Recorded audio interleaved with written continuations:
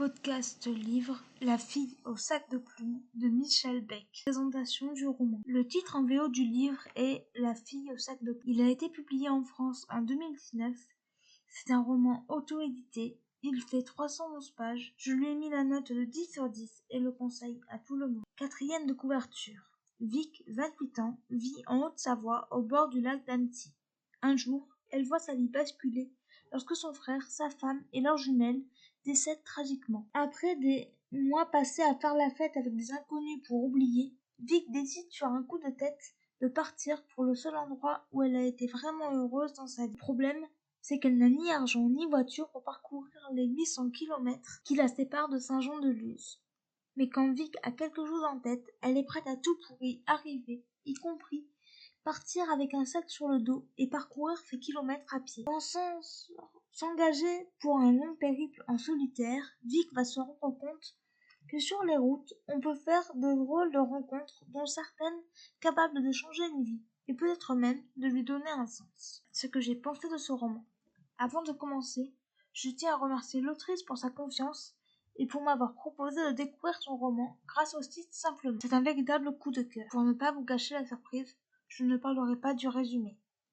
Les personnages sont très attachants, surtout Victoire, l'héroïne. Victoire est une jeune femme qui n'arrive pas à faire son deuil de la mort de son frère, sa meilleure amie et leurs 2 petites filles. Elle tient d'un milieu aisé et ne supporte pas sa mère qui contrôle toute sa vie. Elle a vécu de nombreux drames et n'est pas heureuse. Tommy, le frère aîné de Victoire, cache un lourd secret.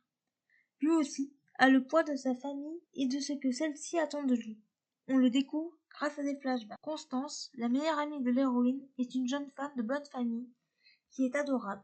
Elle adore les plumes sous toutes leurs formes. Ludo est un jeune homme que la jeune femme rencontre lors de vacances à ses 17 ans. Ils vont vivre une relation tumultueuse. Il a une vie difficile avec sa mère. Les personnages secondaires sont importants dans l'intrigue et vont apporter du sens à la vie de Victoire. La jeune femme va évoluer à leur contact. L'intrigue est très jolie et donne de l'espoir. Elle n'est pas simpliste et n'épargne pas les lecteurs. On passe du rire aux larmes à de nombreux moments. L'écriture est simple mais efficace. Les chapitres alternent le présent et le passé. J'ai préféré ceux dans le passé. Michel Beck aborde des sujets importants comme les maladies mentales, une grossesse en étant mineure, les pressions familiales, etc. La fin est pleine d'espoir.